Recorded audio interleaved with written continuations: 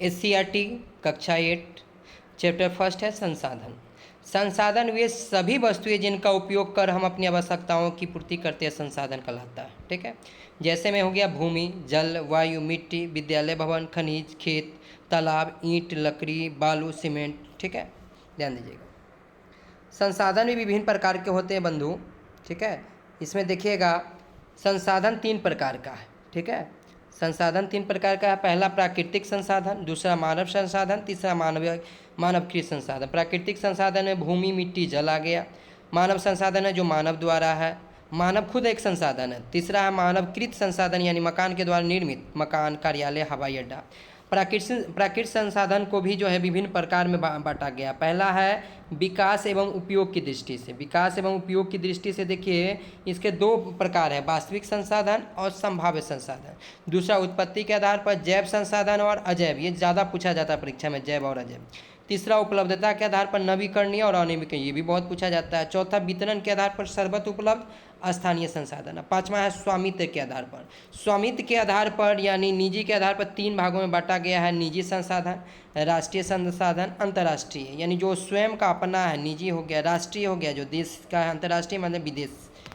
आगे ध्यान, प्राकृतिक संसाधन प्रकृति में पाए जाने वाले सभी जीव जंतु वस्तुएं एवं पदार्थ प्राकृतिक संसाधन है। ठीक है, आवश्यकता मांग के अनुसार इन संसाधनों को मानव अपने तकनीक एवं कौशल से उपयोग में लाता है। भूमि, मिट्टी, जल, वनस्पति, जैविक, खनिज। मानव संसाधन, मानव एक ऐसा संसाधन है जो संसाधनों का निर्माण एवं उपयोग दोनों करता है। ठीक है, ध्यान दीजिएगा। मानव निर्मित संसाधन, मानव अपने श्रम से कई प्रकार की वस्तुओं का निर्माण प्राकृतिक वस्तुओं के स्वरूप एवं गुण में परिवर्तन लाकर करता है, जैसे मकान, कार्यालय भवन, विद्यालय भवन, रेल, सड़क आदि। तीसरा प्राकृतिक संसाधनों का वर्गीकरण, विकास एवं उपयोग के आधार पर है वास्तविक संसाधन जिनकी कुल मात्रा ज्ञात होती है। ठीक है, जिसकी मात्रा ज्ञात होती है वास्तविक हो जाएगा। पश्चिम एशिया का कौन है? पेट्रोलियम, मात्रा ज्ञात है। ऑस्ट्रेलिया का सोना, झारखंड का अभ्रक, मध्य प्रदेश का मैग्नीज, राजस्थान का तांबा। संभाव्य साधन, कुल मात्रा ज्ञात न हो तथा अभी इसका उपयोग भी नहीं किया जा रहा हो, भविष्य में उपयोग करने की संभावना हो, जैसे केरल में मिलने वाला थोरियम, लद्दाख में पाए जाने वाला यूरेनियम। अब उत्पत्ति के आधार पर जैव और अजैव, सभी सजीव वस्तुएं जो हैं वो जैव है, जैसे पेड़ पौधे, वन, जीव जंतु। अजैव निर्जीव वस्तुएं जैसे खनिज, चट्टान, मिट्टी इत्यादि। ध्यान दीजिएगा। उपलब्धता के आधार पर, ठीक है, नवीकरणीय संसाधन, अनवीकरणीय संसाधन। उपलब्धता के आधार पर नवीकरणीय संसाधन खत्म या जो समाप्त नहीं होते, खत्म या समाप्त नहीं होते वो कौन संसाधन हो जाते हैं? नवीकरणीय संसाधन, जैसे सूर्य की किरणें, हवा। अनवीकरणीय संसाधन जिनके भंडार सीमित है, जिनके भंडार क्या है? सीमित है तथा एक बार उपयोग के बाद उनके पुनः पूर्ति में हजारों लाखों वर्ष लग जाते हैं। ठीक है, जैसे लोहा, कोयला, पेट्रोलियम, अभ्रक इत्यादि, जिनके भंडार सीमित है। ठीक है, और मान लीजिए जिनका सीमित नहीं है या जो समाप्त नहीं हो सकते, जैसे सूर्य की किरणें नहीं हो सकती, लेकिन पेट्रोलियम हो गया, कोयला हो गया, सीमित मात्रा में, अब पुनः प्राप्ति में हजारों वर्ष लग जाते हैं, वो कहलाते हैं अनवीकरणीय संसाधन। ठीक है, जल एवं वन वैसे नवीकरणीय संसाधन जिनके भंडार या पुनः पूर्ति में मानव हस्तक्षेप के कारण रुकावटें आती हैं। जल एवं वन नवीकरणीय संसाधन है। वितरण की दृष्टि से सर्वत्र उपलब्ध जो सभी जगह पाया जाता है, जैसे मिट्टी, हवा। स्थानीय संसाधन किसी निश्चित स्थान पर पाया जाता है, कोडरमा में पाया जाने वाला अभ्रक, जादूगोड़ा में मिलने वाला यूरेनियम। ठीक है, छोटा नागपुर क्षेत्र में पाया जाने वाला कोयला। स्वामित्व के आधार पर निजी हो गया, राष्ट्रीय हो गया, अंतर्राष्ट्रीय हो गया। किसी व्यक्ति का खास हो, जैसे भूमि हो गया, तालाब हो गया, यानी सबका अपना प्रश्न होता है। राष्ट्रीय किसी राष्ट्र के अंदर पाए जाने वाले सबसे संसाधन। अंतर्राष्ट्रीय जिसका उपयोग अंतर्राष्ट्रीय संस्थाओं की सहमति के बाद किया जाता है, वो अंतर्राष्ट्रीय संसाधन हो गया। समुद्र तट से दूर 19.2 किलोमीटर क्षेत्र के अंदर पाए जाने वाले संसाधन को राष्ट्रीय संसाधन कहते हैं। समुद्र तट से दूर 19.2 किलोमीटर क्षेत्र के अंदर जितने भी चीज़ पाए जाते हैं उसको राष्ट्रीय संसाधन। 200 किलोमीटर तक के क्षेत्र को राष्ट्रीय संपत्ति माना जाता है, ये याद रखिएगा। 200 किलोमीटर से आगे स्थित खुला महासागरीय क्षेत्र कहलाता है, जिसे अंतर्राष्ट्रीय संसाधन के अंतर्गत तहत रखा जाता है। स्थल रूप में विभिन्नता के कारण संसाधनों का वितरण काफ़ी असमान है। ठीक है, ध्यान दीजिएगा। भूमि, मृदा एवं जल संसाधन। भूमि एक महत्वपूर्ण प्राकृतिक संसाधन है। भूमि एक महत्वपूर्ण क्या संसाधन है? प्राकृतिक। पृथ्वी के कुल क्षेत्रफल का 29% भाग पर यानी स्थल का विस्तार है, 71% पर जल। मैदानी क्षेत्रों में सघन जनसंख्या पाई जाती है। भूमि का उपयोग कहाँ कहाँ होता है इसको देखिएगा। विभिन्न चीज़ों में होता है, कारखाना स्थापित करने में, हवाई अड्डा एवं बंदरगाह बनाए, तालाब के लिए, नहर के लिए, गांव एवं शहर बनाने, मकान के लिए, कृषि कार्य के लिए, पेड़ पौधों का आने के लिए, सड़क रेल मार्ग बनाने में, यानी भूमि का उपयोग एक से अधिक जगह होता है। भूमि उपयोग में अंतर क्या है? पहाड़ी प्रदेश में गेहूं की खेती होती है, भूमध्य सागरीय प्रदेश में रसदार फलों की खेती होती है, मैदानी भागों में कृषि कार्य होता है, जैसे हम लोग का बिहार ज़्यादा मैदानी भाग है। पठारी भाग में उद्योगों की स्थापना होती है। हमारे देश में भूमि उपयोग प्रारूप संबंधी आंकड़े या रिकॉर्ड भू राजस्व विभाग रखता है। भूमि उपयोग वर्ग वन क्षेत्र की भूमि, कृषि कार्य लिए उपलब्ध भूमि, वन यानी वन क्षेत्र की भूमि जो है, एक हो गया वन क्षेत्र का भूमि, दूसरा है कृषि कार्य के लिए उपलब्ध भूमि, क्या होता है? बंजर एवं होता है या व्यर्थ भूमि, सड़क मकान उद्योग में लगी भूमि। तीसरा पड़ती भूमि होता है। तीसरा कौन भूमि होता है? पड़ती भूमि। चालू पड़ती भूमि जो 1 वर्ष या उससे कम समय से कृषि नहीं किया गया। अन्य पड़ती भूमि जो 1 साल से 5 साल तक कृषि नहीं किया गया, ठीक है। अन्य कृषि अयोग्य भूमि, ठीक है। अस्थाई चारागाह की भूमि, अस्थाई चारागाह की भूमि, ठीक है। कृषि योग्य बंजर भूमि, कृषि योग्य बंजर भूमि, ठीक है। 5 वर्ष से अधिक समय से कृषि नहीं की गई हो। शुद्ध बोई गई भूमि। अब भूमि का निम्नीकरण, भूमि के आप लोग भी देखते होइएगा, शुद्ध बोई गई भूमि एक सरकार के द्वारा डाटा दिया जाता है कि इतना क्षेत्र में बोया गया है, ठीक है। भूमि का निम्नीकरण, भूमि के स्वाभाविक गुणों में कमी आना, कारण उर्वरकों का इस्तेमाल, सिंचाई करना, यानी ज़्यादा आप खाद का इस्तेमाल कीजिएगा तो उसका क्वालिटी में जो है गुणवत्ता में कमी आएगी। मिट्टी को ही मृदा संसाधन कहते हैं। मृदा में ह्यूमस, वायु, जल एवं सूक्ष्म जीवाणु उपस्थित होते हैं। 1 सेंटीमीटर मोटी सतह वाली मृदा के निर्माण में सैकड़ों हजारों वर्ष लग जाते हैं। मृदा के प्रकार, मृदा के प्रकार उर्वरता के आधार पर, दूसरा गठन या संरचना के आधार पर, तीसरा रंग के आधार पर। उर्वरता के आधार पर 2 प्रकार के हैं, उर्वर और अनुर्वर, यानी उपजाऊ और बंजर। गठन या संरचना के आधार पर 3 प्रकार के हैं, बलुई, चिकनी और दोमट। तीसरा रंग के आधार पर लाल, काली, भूरी और बादामी, ठीक है। विभिन्न प्रकार के मिट्टी के प्रकार ये जरूर याद रखिएगा। उर्वरता के आधार पर जो है 2 प्रकार, उपजाऊ और बंजर। दूसरा गठन या संरचना के आधार पर 3 प्रकार का, बलुई, चिकनी, दोमट। तीसरा है रंग के आधार पर लाल, काली, भूरी, बादामी। नवीन जलोढ़ को खादर कहते हैं। नवीन जलोढ़ को कौन मिट्टी कहते हैं? खादर। बहुत इंपॉर्टेंट याद रखिएगा। पुराने जलोढ़ को क्या कहते हैं? बांगर।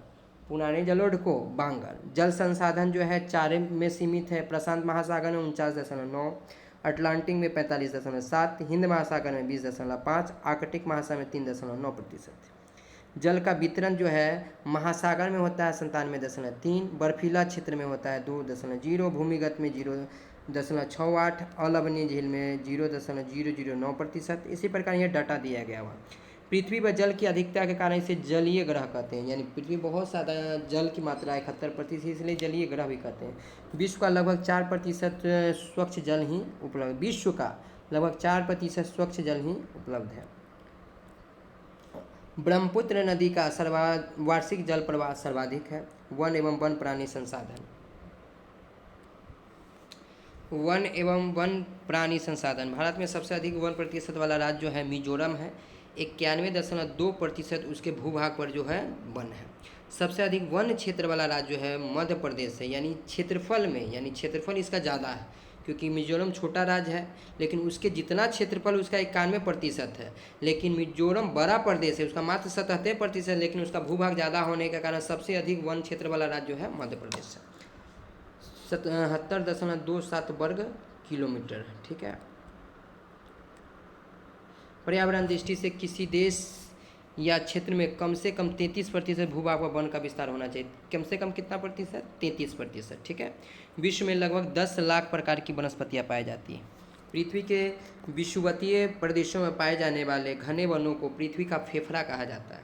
वन संसाधन का वितरण, सदाबहार वन, एवरेज हाइट जो होता है इसका 60 मीटर होता है। ये अमेजन, ये बहुत इंपॉर्टेंट है बंधु, ये ईवीएस में पूछा जा सकता है। अमेजन दक्षिण अमेरिका जिसको सेल्वा कहा जाता है। अंडमान एवं निकोबार उत्तर पूर्वी राज्य में, जैसे एग्जाम्पल में क्या है देखिएगा, रबर है, महोगनी है, सिनकोना है, एबोनी है, तार है, नारियल है, आयरवुड है, बरगद है। ये सब पेड़ जो है सदाबहार वन में मिलेंगे, ठीक है। फिर है उष्णकटिबंधीय पतझड़ वन, बिहार, उत्तर प्रदेश, झारखंड, उड़ीसा, मध्य प्रदेश, कर्नाटक और छत्तीसगढ़। एग्जाम्पल सागवान, साल, रोजवुड, चंदन, शीशम एवं सहतूत है। ज्वारीय वन यानी डेल्टा प्रदेशों में। राष्ट्रीय पशु किसको कहा जाता है? बाघ को। राष्ट्रीय पक्षी मोर को, ठीक है। विरासत पशु किसको कहा जाता है? हाथी को। सर्वप्रथम 70 में botanic survey of India Kolkata तथा वन अनुसंधान संस्थान देहरादून द्वारा संकट में घिरे पादप प्रजातियों की एक सूची तैयार की गई, जिसे रेड डाटा बुक नाम दिया गया, यानी जो खत्म होने के कगार पर था। भारत में राष्ट्रीय उद्यान कितने हैं? 85। अभ्यारण्य 448, जैव मंडल 16 है। बिहार में कांवड़ झील पक्षी विहार, ये बहुत ज़्यादा पूछा जा रहा है। बेगूसराय गौतम बुद्ध अभ्यारण्य, गया वाल्मीकि नगर वन जीव अभ्यारण्य, पश्चिमी चंपारण। ठीक है। खनिज संसाधन, खनिजों को पृथ्वी का अमूल्य संसाधन कहा जाता है। खनिजों को पृथ्वी का क्या अमूल्य संसाधन कहा जाता है? खनिज भूपटल के नीचे तथा महासागरों के नीचे पाया जाता है। विश्व में लगभग 2000 से अधिक खनिजे पाए जाते हैं, जिनसे लगभग 100 से अधिक खनिज भारत में मिलते हैं। इनमें से मात्र 3 खनिजें ही आर्थिक महत्व वाली है। खनिज के प्रकार: धात्विक खनिज, अधात्विक खनिज। धात्विक खनिज लौह युक्त खनिज को धात्विक खनिज, लौह, अयस्क, मैग्नीज, टंगस्टन, etc। और लौह खनिज को क्या कहा जाता है? सोना, चांदी, टीन इत्यादि। अधात्विक खनिज कार्बनिक खनिज, कार्बनिक खनिज होता है जैसे कोयला, पेट्रोलियम। अकार्बनिक खनिज में जैसे अभ्रक और ग्रेफाइट होता है। ठीक है, ये लौह युक्त होता है। ठीक है, और ये कार्बन युक्त होता है। ये अलौह भी होता है, ये अकार्बनिक भी होता है। ठीक है, ग्रेफाइट का उपयोग पेंसिल में होता है। ठीक है, लोहे के अयस्क, लोहे के कौन कौन अयस्क हैं? हेमेटाइट, बहुत इंपॉर्टेंट क्वेश्चन है। Haematite, magnetite, limonite, siderite. उत्पादन स्थल कहाँ है इसका? चीन का पिंकी क्षेत्र, ब्राज़ील का मिनास गिरास, ऑस्ट्रेलिया, रसिया, यूएसए। नोट: विश्व में लौह अयस्क का कुल अनुमानित भंडार लगभग 37 यानी 3,70,000 करोड़ टन है। जिन चट्टानों से धातुएं लाभप्रद रूप में प्राप्त किया जाता है वो अयस्क कहलाती है। ठीक है, भारत में 420 अरब मीट्रिक टन यानी उड़ीसा का क्योंझर, बोनाई, मयूरभंज, बादाम पहाड़, झारखंड का गुआ, नोआमुंडी, जामदा, महाराष्ट्र का चांदा, छत्तीसगढ़ का रायपुर, दुर्ग, बस्तर, मध्य प्रदेश का जबलपुर, कर्नाटक का कुद्रेमुख, बाबूदन पहाड़। ठीक है, सन 1951 में 30 लाख टन, ये जो 2009 से 2010 लाख टन हो गया है। ठीक है, मैग्नीज अयस्क, मैग्नीज के कौन कौन अयस्क है? पाइरूलूसाइट, साइलोमेलेन, रोडोनाइट।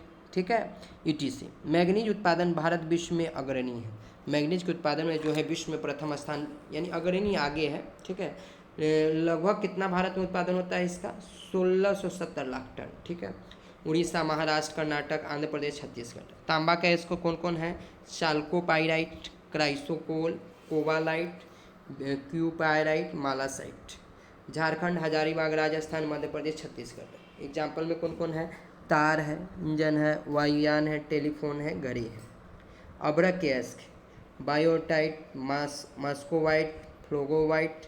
किसी भी वस्तु में चमक लाने के लिए उपयोगी होता है। ठीक है, भारत में 59,000 टन पाया जाता है अभ्रक। ठीक है, बॉक्साइट अल्मुनियम का अयस्क है। गुजरात, झारखंड, महाराष्ट्र, छत्तीसगढ़, etc। सभी खनिज संसाधन अनवीकरणीय तथा क्षयशील होते हैं यानी खत्म होने वाला होता है। ठीक है, ऊर्जा संसाधन परंपरागत और गैर परंपरागत स्रोत। परंपरागत में कौन है? कोयला, पेट्रोलियम, प्राकृतिक गैस, जल विद्युत। गैर परंपरागत में सौर ऊर्जा, भूतापीय ऊर्जा, पवन ऊर्जा। यानी गैर परंपरागत को आप कह सकते हैं नवीकरणीय, परंपरागत को कह सकते हैं अनवीकरणीय। ये खत्म होने वाला, ये खत्म नहीं होने वाला है। कोयला, देश में कुल भंडार जो है 26,454 करोड़ टन है। कोयला एक अवसादी चट्टान है जो वनस्पतियों की भूगर्भीय हलचलों के कारण भूमि में दब जाने से बनी। किस कार्बन की मात्रा? एंथ्रासाइट 90% से ऊपर होता है उसमें कार्बन की मात्रा। बिटुमिनस में यानी सबसे ज़्यादा परीक्षा में बहुत पूछा जाता है कि किस कोयले में जो है कार्बन की मात्रा सबसे अधिक है, तो एंथ्रासाइट में। बिटुमिनस में कितना है? 60 से 80%। लिग्नाइट में है 50 से 70%। पीट में है कितना? 50% से कम। ठीक है, अमेरिका, रूस, चीन, भारत अग्रणी है इसमें, है ना। और भारत में कौन कौन है? मध्य प्रदेश, वेस्ट बंगाल, झारखंड, छत्तीसगढ़, उड़ीसा। ठीक है, टर्शियरी युग की चट्टानों से निम्न कोटि के कोयला मिलता है। लिग्नाइट का उत्पादन जो है तमिलनाडु, राजस्थान, गुजरात एंड जम्मू कश्मीर में होता है। पेट्रोलियम 1886 में पता चला, 1890 में मिला, 1959 में खवान क्षेत्र में तथा 1975 में मुंबई हाई तेल क्षेत्र में। ठीक है, भारत, यूएसए, रूस, अफ्रीका, यूरोप। भारत में कौन कौन है? असम है, अरुणाचल प्रदेश है तथा नागालैंड है। देश में अभी 18 से अधिक तेल शोधनशालाएँ कार्यरत है जहां कच्चा तेल यानी अशुद्ध तेल को विभिन्न उपयोग के लायक बनाया जाता है। प्राकृतिक गैस, भारत में प्राकृतिक गैस का कुल भंडार 700 अरब टन है। ठीक है, हाँ, हजीरा, विजयपुर, जगदीशपुर गैस पाइपलाइन, है ना, यानी 1730 किलोमीटर सबसे लंबा गैस पाइपलाइन है। ठीक है। जल विद्युत, देश में जल विद्युत का पहला संयंत्र 1897 में दार्जिलिंग में लगाया गया था। ठीक है। भाखड़ा नांगल प्रोजेक्ट सतलज नदी पर चल रहा है, यानी जल विद्युत में। दामोदर नदी घाटी परियोजना दामोदर घाटी पर। रिहंद परियोजना सोन नदी पर। हीराकुंड परियोजना महानदी पर। ठीक है। हीराकुंड परियोजना विश्व की सबसे लंबी बांध परियोजना है, जबकि भाखड़ा नांगल 225 मीटर भारत की सबसे बड़ी ऊंची परियोजना है। ताप विद्युत, कोयला, पेट्रोलियम और प्राकृतिक गैस की सहायता से उत्पादित बिजली को ताप विद्युत कहते हैं। बोकारो, फरक्का, कहलगांव। परमाणु ऊर्जा मुख्य कच्चा माल क्या है? यूरेनियम है। परमाणु ऊर्जा का मुख्य कच्चा माल क्या है? यूरेनियम। पहला परमाणु ऊर्जा केंद्र उत्पादन केंद्र कौन है? तारापुर 1955। गैर पारंपरिक स्रोत क्या है? भंडार और सीमित होता है। गैर परंपरागत मतलब नवीकरणीय, भंडार असीमित होता है। अक्षय स्रोत होता है, नवीकरणीय स्रोत होता है। सौर ऊर्जा सबसे बड़ा संयुक्त गुजरात के भुज में लगाया गया है। 1 स्क्वायर किलोमीटर 20 मेगावाट एनर्जी उत्पादित करता है। भूतापीय ऊर्जा पृथ्वी के भीतर की ऊर्जा को भूतापीय यानी भूमि के अंदर जो है भूतापीय ऊर्जा कहते हैं। प्रत्येक 32 किलोमीटर नीचे पर 1 डिग्री सेल्सियस तापमान बढ़ जाता है। जैसे ही 32 किलोमीटर जाइए उसके नीचे 1 डिग्री सेल्सियस तापमान बढ़ते जाता है। ठीक है। बहुत इंपॉर्टेंट है, 7 में भी हम पढ़ा है। ठीक है। पवन ऊर्जा, तेज बहते हुए पवन से ऊर्जा के उत्पादन को पवन ऊर्जा कहते हैं। तेज बहते हुए पवन से ऊर्जा के उत्पादन को पवन ऊर्जा कहते हैं। ठीक है। गुजरात के लांबा में एशिया का सबसे बड़ा संयंत्र है। गुजरात के लांबा में एशिया का सबसे बड़ा संयंत्र है। ठीक है। 50,000 मेगावाट की उत्पादन क्षमता है, पवन ऊर्जा का है। ज्वारीय ऊर्जा, तटीय भागों में आने वाले ज्वार से पैदा की जाने वाली ऊर्जा को ज्वारीय ऊर्जा कहते हैं। देश में 8,000 से 9,000 मेगावाट संभाव्य ज्वारीय ऊर्जा है। कलपंकम, कुंडनकुलम, तमिलनाडु में में परमाणु ऊर्जा का उत्पादन होता है। ठीक है। भारतीय कृषि, हमारे देश की 7% जनसंख्या कृषि पर आश्रित है। विश्व के अनेक भागों में झूम कृषि की जाती है। विश्व के अनेक भागों में कौन सी खेती की जाती है? झूम कृषि की जाती है। जैसे वेनेजुएला में कौन है? कॉन्गो। मलेशिया में लद्दाख। मैक्सिको में मिल्पा कहा गया। ब्राज़ील में क्या कहा गया? रोका। ठीक है। विश्व के अनेक भागों में लोग घूम घूम कर खेती करते हैं, जिसे स्थानांतरित कृषि कहते हैं। अलग अलग जगह पर अलग अलग नाम से जाना जाता है। जैसे असम और उत्तर पूर्व में झूम खेती करते हैं, घूम घूम के जो होता है। आंध्र प्रदेश में पोडू, उड़ीसा में पामाडावी, केरल में कुमारी, राजस्थान में वालरे, झारखंड में कुरुल और हिमालय क्षेत्र में खील कहा जाता है। मुख्य फसल क्या हो जाता है वहाँ झूम खेती का? चावल एवं मक्का। गहन खेती किसे कहते हैं? भारत के उन क्षेत्रों में जहाँ भूमि पर जनसंख्या का दबाव अधिक होता है वहाँ गहन कृषि होता है। बिहार में इसी प्रकार खेती होती है, क्योंकि यहाँ जो है जनसंख्या घनत्व बहुत अधिक है। वाणिज्यिक कृषि, वैसे कृषि उपकरण जिसकी बिक्री के लिए बड़ा बाजार उपलब्ध रहता है, जैसे नॉर्थ बिहार का मखाना, केला, तंबाकू इत्यादि। फसल ऋतु कौन कौन होते हैं? खरीफ, रबी और जायद। बिहार का भी ये 3 मुख्य है। खरीफ फसल बोया कब जाता है? जून जुलाई में, काटा अक्टूबर नवंबर में। जो एग्जाम्पल में इसका कौन है? धान, मक्का, जूट, मूंगफली इत्यादि। रबी फसल बोया अक्टूबर नवंबर में जाता है, काटा मार्च अप्रैल में जाता है। गेहूँ, चना, मटर, मसूर, जौ।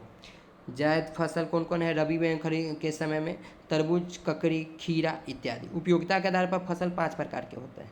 उपयोगिता के आधार पर फसल कितने प्रकार के होते हैं? 5 प्रकार के होते हैं। खाद्य फसल में कौन कौन होता है? मुख्य फसल दलहन, तेलहन। दलहन सर्वाधिक प्रोटीन युक्त शाकाहारी खाद्य पदार्थ है। ठीक है। दलहन जो है सर्वाधिक प्रोटीन युक्त शाकाहारी खाद्य पदार्थ है। सरसों राजस्थान, उत्तर प्रदेश, हरियाणा, पंजाब, सोयाबीन मध्य प्रदेश और महाराष्ट्र में। ठीक है। रेशेदार फसलें किसे कहते हैं? जूट एवं कपास को कहा जाता है। जूट जो है बिहार में कहाँ कहाँ है? किशनगंज, पूर्णिया, अररिया, दरभंगा और सहरसा है। ठीक है। कपास कहाँ है? गुजरात, महाराष्ट्र, मध्य प्रदेश एवं राजस्थान में। जूट जो है नॉर्मल टेम्परेचर 25 डिग्री सेल्सियस से 35 डिग्री सेल्सियस होना चाहिए। वर्षा 100 से 200 सेंटीमीटर होनी चाहिए। ठीक है। पश्चिम बंगाल, उड़ीसा और असम। ठीक है। भारत एवं बांग्लादेश इसके उत्पादन में अग्रणी देश है। पेय फसलें, चाय, पेय मतलब पीने वाला, चाय और कॉफ़ी। चाय, भारत विश्व में चाय का अग्रणी निर्यातक देश है। असम, वेस्ट बंगाल, मेघालय, त्रिपुरा, तमिलनाडु, केरल। बिहार के किशनगंज और पूर्णिया में भी चाय की फसल होती है। कॉफ़ी, भारतीय कॉफ़ी को मधुर कॉफ़ी भी कहा जाता है। कर्नाटक, तमिलनाडु, केरल। कृषि को प्रभावित करने वाले कारक कौन कौन है? वर्षा पर निर्भरता। कृषि को प्रभावित करने वाले कारक कौन कौन है? वर्षा पर निर्भरता, खेतों के छोटे आकार, भूमि का असमान वितरण, कृषि ऋण, बिचौलिया, परंपरागत कृषि। बिहार प्रांत की कृषि मानसून पर आधारित होती है ना। बिहार प्रांत की कृषि किस पर आती है? मानसून पर आधारित होती है। राज्य में कृषि जीवन निर्वहन के लिए किया जाता है, यानी इसी पर आजीविका आधारित होती है। बिस्कुमान द्वारा खाद बीज दिया जाता है। हरित क्रांति के जनक, यानी 1960 के दशक में कृषि के क्षेत्र में व्यापक बदलाव है, इसलिए इस बदलाव को हरित क्रांति का नाम दिया गया है। ठीक है, इसके जनक जो है एस स्वामीनाथन है। भारत में पंजाब, हरियाणा, पश्चिमी उत्तर प्रदेश के किसानों ने सबसे पहले वैज्ञानिक विधि का प्रयोग किया। जैविक खाद जीवों के अवशेष, खरपतवार, गोबर, पत्ती और छिलकों को सड़ाकर बनाया गया है। नोट, असम में चाय की सर्वाधिक खेती होती है। दक्षिणी चीन में भी चाय के बड़े बड़े बागान हैं, परंतु दार्जिलिंग में हैप्पी घाटी की चाय की विश्व में सर्वाधिक मांग है। यानी कहाँ की चाय की सबसे ज़्यादा विश्व में सर्वाधिक मांग है? दार्जिलिंग के हैप्पी घाट के चाय की। ठीक है, चाय बागान में काम करने वाले अधिकांश स्थानीय कछारी लोग होते हैं।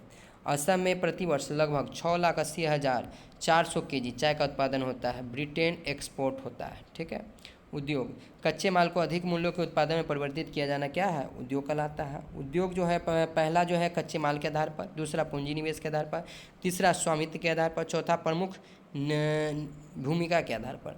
कच्चे माल के आधार पर कृषि आधारित, खनिज आधारित, वन आधारित, समुद्र आधारित। पूंजी निवेश के आधार पर कुटीर उद्योग, लघु उद्योग, बृहत उद्योग। निजी स्वामित्व के आधार निजी, सार्वजनिक, संयुक्त और सहकारी। प्रमुख भूमिका के आधार पर आधारयुक्त उपभोक्ता। और 5वां नंबर जो है कच्चे एवं तैयार माल की मात्रा में भार के आधार भारी उद्योग एवं हल्के उद्योग। नोट, उद्योगों की अवस्थिति को प्रभावित करने वाले कारक कच्चे माल की उपलब्धता, भूमि, जल, जलवायु, श्रम शक्ति, पूंजी, परिवहन शक्ति एवं बाजार की उपलब्धता। लौह इस्पात उद्योग। ठीक है, जिस स्थान पर लौह इस्पात का उत्पादन किया जाता है उन्हें लौह इस्पात उद्योग केंद्र कहा जाता है। लौह इस्पात केंद्र कहाँ है? बोकारो जमशेदपुर झारखंड, राउरकेला उड़ीसा, भिलाई छत्तीसगढ़, दुर्गापुर वर्णपुर पश्चिम बंगाल, विजयनगर भद्रावती कर्नाटक, सेलम तमिलनाडु। ठीक है, कच्चे माल लौह अयस्क, डोलोमाइट, चूना पत्थर, मैग्नीज, जल। भारत में इस्पात बनाने का पहला कारखाना 1907 ईस्वी में जमशेद जी टाटा ने साक्ची नामक स्थान पर लगवाया था। बोकारो उद्योग, बोकारो स्टील लिमिटेड BSL चतुर्थ पंचवर्षीय योजना के तहत 1964 में रूस के सहयोग से इसकी स्थापना की गई थी। SAIL Steel Authority of India Limited Bharat सरकार की सार्वजनिक उपक्रम है।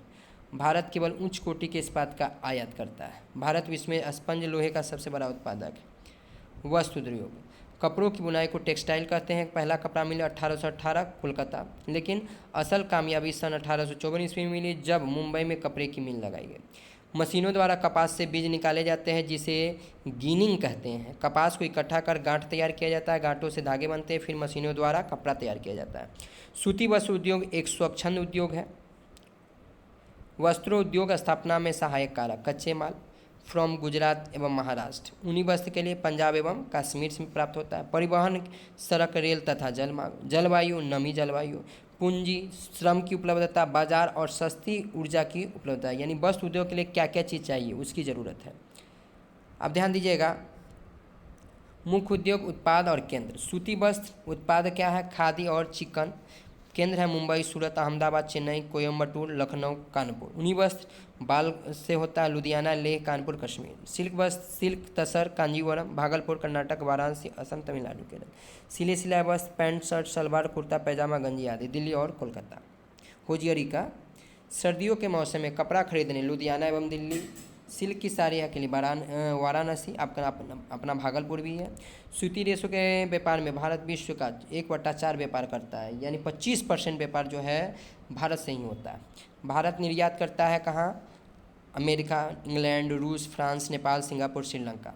भारत जापान को सूत निर्यात करता है ना। भागलपुर में प्रायः तसर सिल्क का उत्पादन होता है जो रेशमी वस्त्र का एक प्रकार है। यह कर्नाटक के बाद भारत का दूसरा सबसे बड़ा रेशम वस्त्र उत्पादक केंद्र है। रेशम का उत्पादन रेशम के कीड़ों द्वारा किया जाता है जो वास्तव में उनके शरीर में निकलने वाला रस है। यह रस उनके शरीर के चारों ओर लिपटता जाता है। यह रस सूख कर उनके शरीर पर धागे की तरह चिपक जाते हैं। इन धागे लिपटे रेशम कीड़ों को कोकून कहा जाता है, जिन्हें पानी में उबालकर धागे को अलग कर लिया जाता है। भारत का मैनचेस्टर कहाँ है? अहमदाबाद है। अहमदाबाद साबरमती नदी के किनारे अवस्थित है। यहाँ राष्ट्रपिता महात्मा गांधी का प्रसिद्ध साबरमती आश्रम उपस्थित है। ठीक है, आगे ध्यान दीजिएगा। सूचना प्रौद्योगिकी उद्योग, कंप्यूटर आधारित वैसी प्रविधियाँ जिनसे सूचनाओं का आदान प्रदान शीघ्रता से होता है, सूचना प्रौद्योगिकी कहलाता है। WiFi, wireless fidelity, email, electronic mail, GPS, global positioning system. Bihar राज्य में स्वास्थ्य समिति द्वारा संचालित जीवन रक्षक वाहन जीपीएस युक्त है, यानी जो एम्बुलेंस है जिससे वाहन की स्थिति नियंत्रण कक्ष के कंप्यूटर द्वारा प्रदर्शित होती रहती है। सूचना प्रौद्योगिकी का अधिकार क्या है? सॉफ्टवेयर द्वारा होता है। पटना के गांधी मैदान स्थित विश्वकोमान भवन और रांची के सैमलोंग में ऐसे सॉफ्टवेयर पार्क है। ठीक है। पुणे पहला वाईफाई शहर है। बेंगलुरु को सिलिकॉन नगर कहते हैं, गार्डन सिटी भी कहते हैं। ठीक है। आगे ध्यान दीजिए। परिवहन, एक स्थान से दूसरे स्थान तक व्यक्तियों या वस्तुओं को पहुंचना लाना परिवहन कहलाता है। परिवहन 3 प्रकार के होते हैं, स्थल, जल और वायु। सड़क परिवहन, रेल परिवहन, पाइप लाइन। जल परिवहन आंतरिक, अंतर्राष्ट्रीय। तीसरा वायु। NHAI national highway authority of India 1974 में भारत में एक्सप्रेसवे नामक सड़क की शुरुआत की गई। ठीक है। राष्ट्रीय राजमार्ग, एक राज्य को दूसरे राज्य से जोड़ने वाला मार्गों को क्या कहते हैं? राष्ट्रीय राजमार्ग। NH2 ग्रैंड ट्रंक रोड या सिरसा सूरी मार्ग सबसे लंबा राष्ट्रीय राजमार्ग कौन है? NH7 2369 किलोमीटर वाराणसी से कन्याकुमारी। सबसे छोटा राष्ट्रीय राजमार्ग 10 किलोमीटर पुदुचेरी में है। राजमार्ग जिला मुख्यालयों को राजधानी से जो जोड़ती है। सड़कों का देखभाल कौन करता है? PWD यानी राज्य लोक निर्माण विभाग करता है। जिला मार्ग जिला मुख्यालय को उनके प्रखंडों को जोड़ती है। ठीक है। इसका BRO बॉर्डर रोड ऑर्गेनाइजेशन करता है। रेल परिवहन में कितने हैं? 16 लाख कर्मचारी है, यानी पूरे भारत में सबसे ज़्यादा अगर कोई किसी के पास कर्मचारी है तो वो रेल परिवहन है। 16 अप्रैल 1853 को मुंबई से ठाणे लगभग 34 किलोमीटर की दूरी तय की गई है। पाइपलाइन परिवहन बिहार के बरौनी में है, यूपी के मथुरा में है, परिवहन हरियाणा के पानीपत में। यह धीरे धीरे परिवहन का सस्ता और अच्छा मार्ग है। जल परिवहन देश के अंदर लगभग 15,000 किलोमीटर नौ संचालन जलमार्ग है। पूर्वी पटना के गंगा तट पर राजेंद्र प्रसाद अंतर्देशीय जल परिवहन टर्मिनल है। वायु परिवहन 1953 में सरकार ने वायु परिवहन का राष्ट्रीयकरण कर दिया। इंटरनेशनल फ्लाइट कौन है? एयर इंडिया है। घरेलू एवं पड़ोसी देश में कौन है? इंडियन एयरलाइंस है, किंगफिशर है, डिकन है, जेट है, इंडिगो है। पटना हवाई अड्डा जयप्रकाश नारायण अंतर्राष्ट्रीय हवाई अड्डा। मानव संसाधन किसी निश्चित क्षेत्र में रहने वाले लोगों की कुल संख्या जनसंख्या कहलाती है। भारत में सर्वप्रथम 1872 में जनगणना की गई। सर्वप्रथम व्यवस्थित जनगणना 1881 ईस्वी में शुरू की गई। जनगणना प्रत्येक 10 साल में होता है। भारत की कुल जनसंख्या जो है 121 करोड़ है। ठीक है। लेकिन अब ये संख्या लगभग 140 करोड़ 41 करोड़ के आसपास। अगर 2021-22-23 का चर्चा कर देगा तब 140 है, नहीं तो ऐसे 121 करोड़ मारिएगा। जिसमें 121 करोड़ में पुरुष जो है 2011 की जनगणना के अनुसार है, ये पुरुष जो है लगभग जो है 62 करोड़ 37,24,248। महिला जो है 58 करोड़ 64,69,174। 2011 के जनगणना अनुसार भारत विश्व की जनसंख्या का 17.5% है। उत्तर प्रदेश अब तो जनसंख्या में भारत जो है विश्व में नंबर 1 स्थान ला दिया है। अमेरिका की जनसंख्या से अधिक है। उत्तर प्रदेश में महाराष्ट्र की जनसंख्या का योग जो है, अगर उत्तर प्रदेश और महाराष्ट्र को दोनों को मिला दिया जाए तो अमेरिका की जनसंख्या से वो अधिक हो जाती है।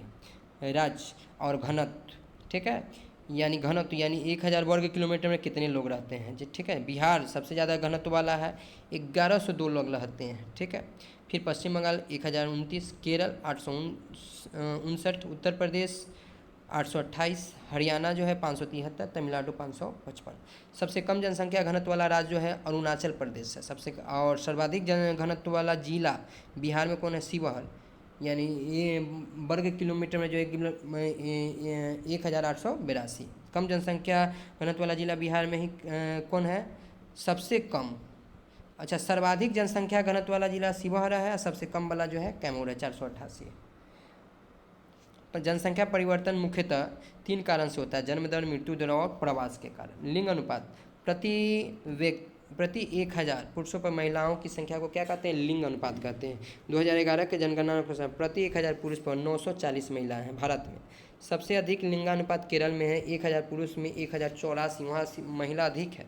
सबसे कम कहाँ है? हरियाणा में 1000 में 877 महिला है। बिहार 1000 में 916 महिला। सर्वाधिक लिंगानुपात वाला जिला गोपालगंज है, सबसे कम वाला जिला भागलपुर है, मुंगेर है। भारत में 2011 में कुल साक्षरता दर 74.04%, पुरुष 82 और महिला जो है 65 है। सर्वाधिक साक्षरता दर वाला केरल है 91.98%। राजस्थान में लड़कियों की सबसे कम साक्षरता दर है 52.66। बिहार 64%, 2011 की जनगणना के अनुसार। सर्वाधिक साक्षरता रोहतास में 75.59, सबसे कम जो है पूर्णिया में 62.49। मैदानी इलाकों में जनसंख्या घनत्व ज़्यादा होता है क्योंकि यहाँ जीवन यापन करना आसान होता है, जबकि पहाड़ी भागों में जनसंख्या कम होता है क्योंकि जीवन यापन कठिन होता है। एशिया विश्व का सबसे बड़ा महादेश है। पृथ्वी के स्थल भाग का लगभग 30% हिस्से पर एशिया महादेश का विस्तार है। विश्व की जनसंख्या की 60% आबादी यहाँ रहता है। फैलाव कहाँ कहाँ है? 10 डिग्री दक्षिण से 80 डिग्री उत्तर अक्षांश में, 20 डिग्री पूर्वी देशांतर से 70 डिग्री पश्चिमी देशांतर में। विश्व का सबसे ऊंचा शिखर कौन है? माउंट एवरेस्ट 8,848, ऐसे ही 8,900 किलोमीटर देगा तो कोई दिक्कत नहीं। संसार का छत तिब्बत का पठार। दो नदियों के बीच की भूमि को दोआब कहा जाता है। एशिया को यूरोप से अलग कौन करता है? डार्डानेलिस जल संधि, बास्पोरस जल संधि, मारमारा सागर।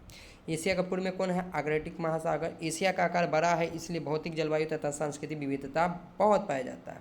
हम लोग भी एशिया महादेश में ही रहते हैं। प्रायद्वीप जो 3 ओर से पानी से घिरा होता है, इसलिए भारत को भी प्रायद्वीपीय कहा जाता है, क्योंकि 3 ओर से भारत में भी क्या है? जल ही जल है।